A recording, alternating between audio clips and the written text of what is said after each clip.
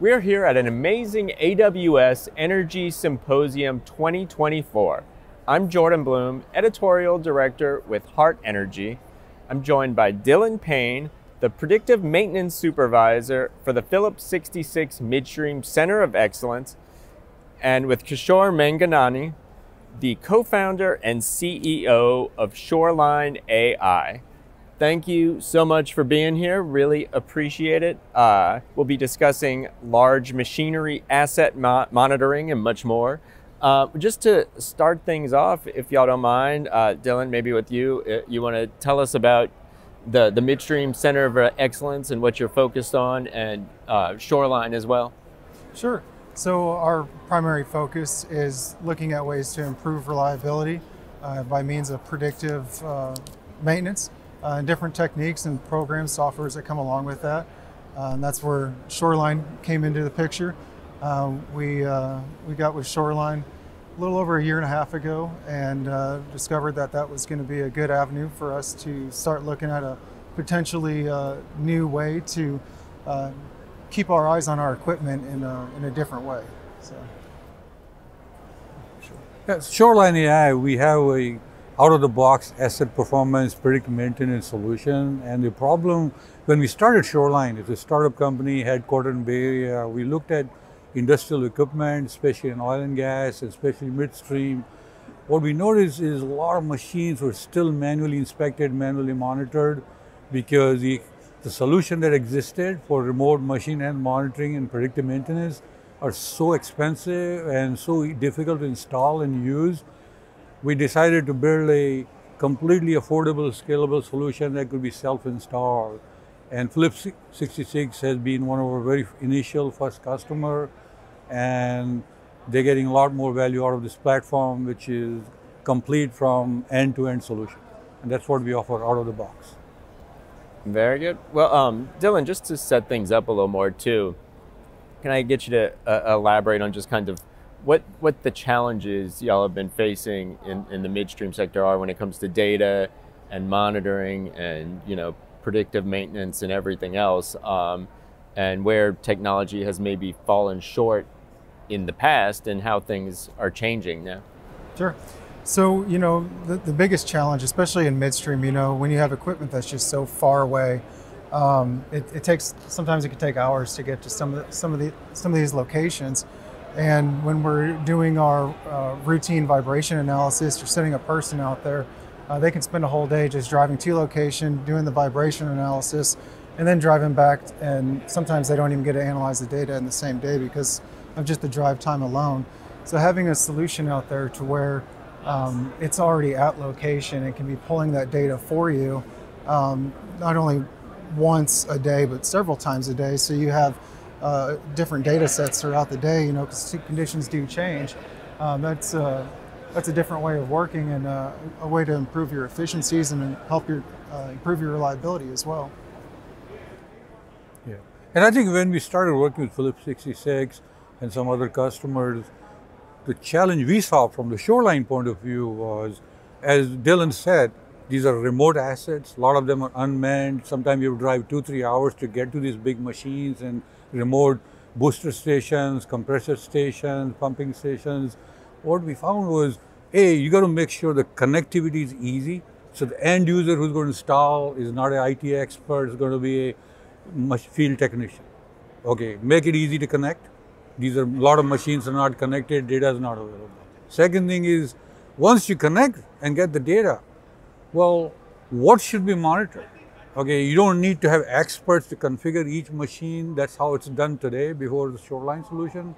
And the third thing was, once you have the data, once you connected, you configure the machines, you have the data, but time to value. How quickly you can start predicting failures, predictions, not like, oh, I need 6 months of training or 1 year of training. So these are challenges we had to address with the platform. Without addressing challenges, you cannot make it affordable. And I think that's the work we jointly did with Phillips 66, tried our solution. Today, they can deploy new asset within literally 15 minutes. Used to take months, we bring it down to 15 minutes. Well, just to step back a minute too, can you talk about how Phillips 66 and Shoreline came together, why Shoreline was selected, and how AWS became a part of the partnership as well? Yeah, so there's a bit of a story there for that. So originally, Shoreline had partnered up with DCP Midstream and had gone through a pilot with them and got to an implementation phase. And then Phillips 66 and DCP Midstream integrated earlier this year. And that's really when P66 caught wind of Shoreline and the features that it has. And that's when we continued to take what DCP had done and build it out into the heritage Phillips 66 environment. So that's really what created this relationship with P66 Midstream as a whole now to where it's at. And I think AWS has been a great partner. So as Dylan said, we started first with DCP Midstream. At DCP Midstream, Shoreline solution is entirely built from end to end on AWS services. So when we got the DCP opportunity, we actually brought AWS in the picture. They actually helped us co-fund the pilot initially with Phillips, DCP Midstream, and they were very supportive all the way. And it so happened when DCP Midstream was acquired by P66, AWS had independently also introduced us to P66 because they already provide other AWS cloud services to P66. And so over time, the platform has grown within P66 Midstream business. And I think AWS was very instrumental in creating this partnership and connecting all the dots and making sure Phillips 66 got the best value for their money in this area. Very good. And just curious, when it comes to midstream, I mean, you do a lot of monitoring through sensors, through pigging, drones. How does all this connect together with the AI and predictive maintenance work? So we do have several different technologies, and figuring out ways to integrate all those different technologies to become value adding to improve whichever program it is, whether it's your integrity program, reliability, or whatnot. You know, it just takes different ways of working and getting those implemented with your business and doing these pilots and different things of that nature to really find which one's going to be valuable. Because I'm sure lots of folks out there are looking at different options out there for many of which may offer the same capability, but really finding that one that it really is going to give you your best value for your company, you know, it can be quite a trial, honestly. We've gone through quite a bit of that ourselves, you know, just looking at different products and solutions out there, and you just have to make sure that you really analyze it and do a thorough pilot with that. Yeah, actually, both DCP Midstream and Phillips 66, the group which we initially were working separately, now they're one, and Dylan is managing all of that now, is they did, before going for commercial deployment, they actually did extensive pilot. And in the pilot, I think they were very thorough. And the thing that they were looking for, there are a lot of technologies, a lot of companies provide solutions. What was missing in most of them, and I think what we were told, is with the Shoreline solution, they found one solution that includes everything, from smart sensors to clouds to analytics to AI ML, all integrated, easy to use, which is otherwise any other solution you have to buy bits and pieces from other places or hire contractors to integrate. I think that was one area that they really liked, and it had helped us, and they provided great feedback. We keep improving the platform, a lot of good feedback, both from AWS as well as from Phillips 66. And we have reoccurring meetings between Shoreline and P66. We hold weekly reoccurring meetings just to check on the state of things. And then we also have a different series of meetings of just ways of improving things and how to build out some of the anomaly detectors and other features, you know, that are more focused on our particular set of equipment out there, you know, to really help each other out to become more reliable and better operators. Yeah. Dylan's team is great, actually. You know, your team uses all our mobile app in the field. They provide feedback. Oh, if you could do this, it'll bring more value, more. So the idea is to bring the technology to end user, to field technicians, to EAs, and not just keep it within the realm of experts.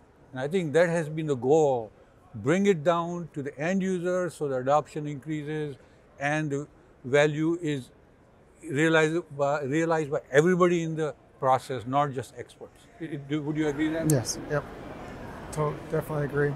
You know, that communication piece just goes a long way. I mean, especially when you're trying out a new product or something with a new company that you're unfamiliar with, or a startup or anything like that, having that constant communication and open communication and letting them know, hey, here's a pitfall, and then give them the opportunity to correct it, or hey, this is going great, let's keep doing this. You know, that goes a long way in helping a lot of these companies out, you know, and it also helps build relationships as well. Great. From your perspective, just curious, what challenges do the midstream sector bring as opposed to other industries you've worked with? Oh, yeah. Actually, midstream is one of the hardest assets to deal with. First thing, these are big machines. These are not small motors or pumps. These are compressors, probably the size of this area, correct? Entire this podium. Some machines are even larger than that. Okay. Second thing is, these things are at remote locations. You know, you have a lot of sites have no broadband connectivity. A lot of sites, the closest cell tower is 25 miles away. Okay, so you got a connectivity issues. Then these machines are very big, so high temperature, difficult environment. So environment is very difficult in terms of to be able to monitor, and there's on top of that, to bring all the data easily in the cloud without having to send army of experts on these remote sites, I would say that's one of the largest challenges. And the second thing is, unlike a lot of other machines, pumps and motors, there's not a lot of data historical available on these machines. So you have to build the models, pre-built models, which can deliver value within the first few weeks, not takes another year. So I think these are two major challenges. Not a lot of historical in terms of data easily available in the systems, and also very remote sites, very difficult to connect. I mean, what do you think? What else? I think you hit the nail on the head right there. Just due to some of the remote locations that we do have, just makes it incredibly difficult. You know, not only for a solution like Shoreline, but even any other options out there, your traditional communications. You know, it's very difficult. You know, when you have a location out in the middle of the desert, you know, to get any sort of signal out there. You know, I mean, there's lots of challenges with that environment, not just on communications, but just reliability in general. So, yeah, definitely agree with everything. The third item is, if you have a platform that's working in a refinery or some manufacturing location, the stuff is right there. Even if you had a false alarm, people can just, oh, okay, no problem. Here, you cannot generate false alarms. People have to travel 3 hours to go monitor and fix things. So you got to be very accurate in your analytics and predictive maintenance alarms. And I think that means accuracy has to be very high. So we had to build special models, physics models and AI/ML both, to improve the accuracy to make it very high. Very good. I'm just curious, and I know y'all started working through DCP as the pilot project, but wanted to get your take on kind of the initial project goals and if they've evolved at all, and how, if they have. I mean, really the ultimate project goal was to improve reliability. Mm-hmm. You know, the pilot was implemented in an area where, you know, we wanted to focus on in particular, because it was already on the radar. And by the implementation of the sensors, you know, it brought a lot of stuff to light.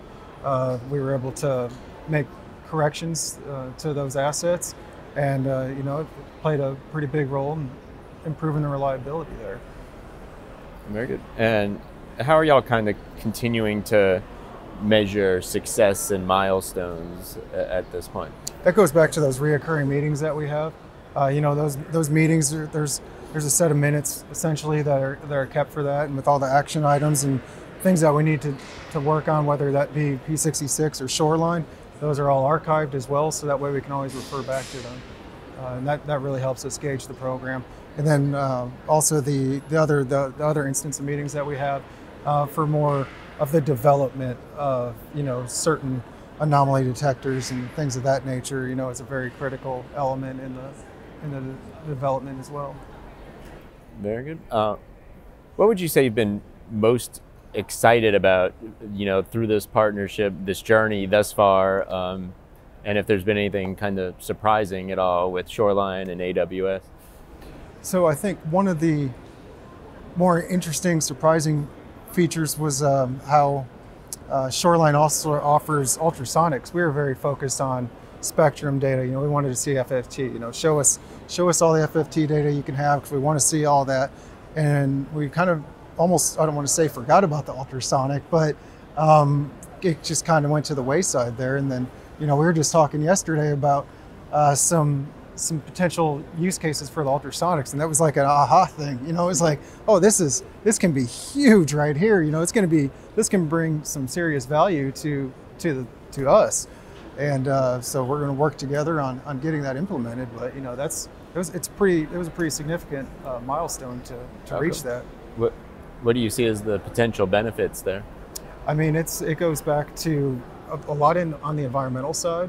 By using the ultrasonic capabilities, that's really going to be the biggest one. And then always the safety, because we're definitely going to be able to have better visibility on certain things by using that data as well.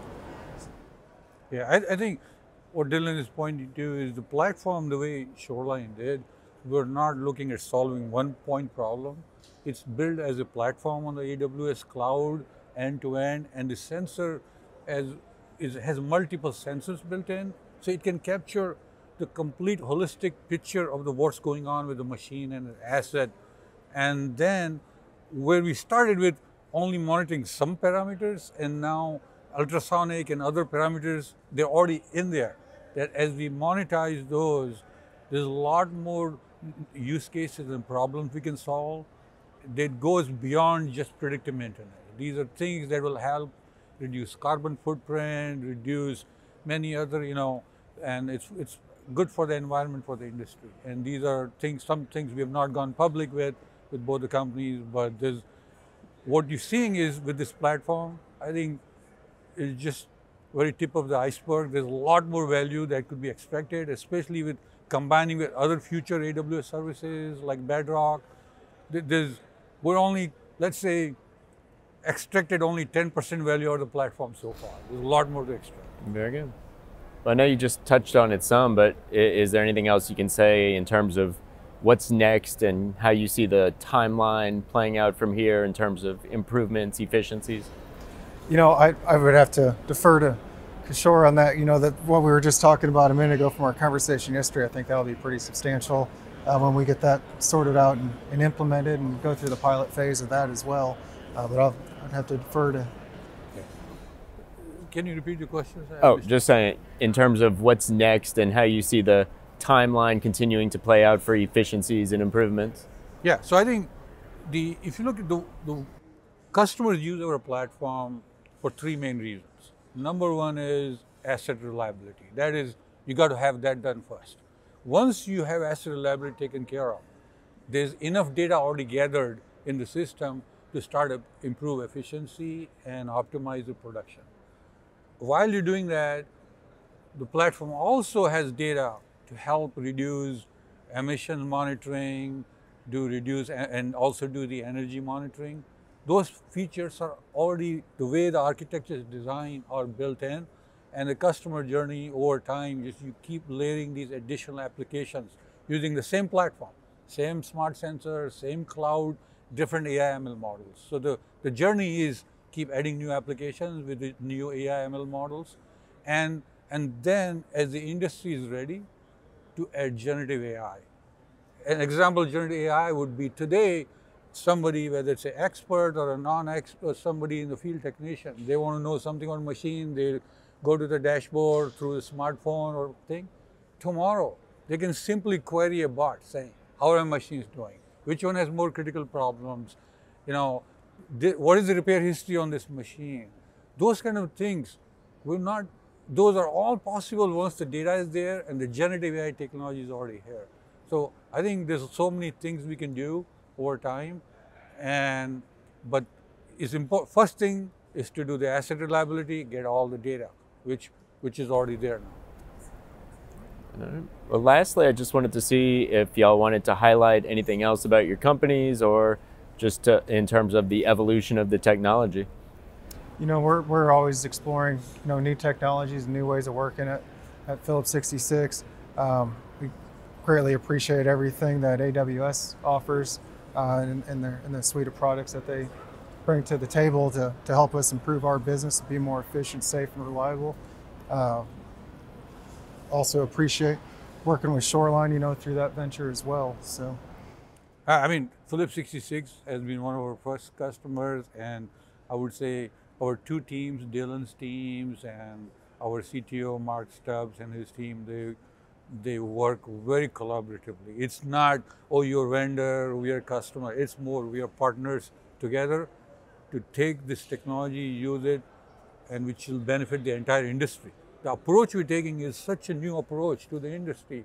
As the case studies are published by the two companies, it will help the entire industry. Would you agree? I mean, this is a different way of doing things. This is a different way of running reliability, a different way of enabling every field personnel with the greatest technology without having to keeping the complexity away from them. Today, previously the technology was there but complex and you cannot reach every end user. With this, we bring to every end user. And also, it's not just about Shoreline platform, how we share data in the AWS cloud with other platforms, SAP, ERP systems, work order management systems, historians. The idea is there's a lot of data in these machines. First thing is unlock it, deliver reliability, improve performance, deliver carbon footprint. But then, once you unlock the data, let other enterprise application extract more value out of it. And so we are out of end-to-end solution, but we're also open solution where customer like Phillips 66 can benefit beyond what just Shoreline offers. Because all this data goes in your data lake. You can come with new applications tomorrow. Well, thank you so much for sharing your insights. Really enjoyed it. Thank you everyone else for being here at AWS Energy Symposium 2024. Have a great rest of the day.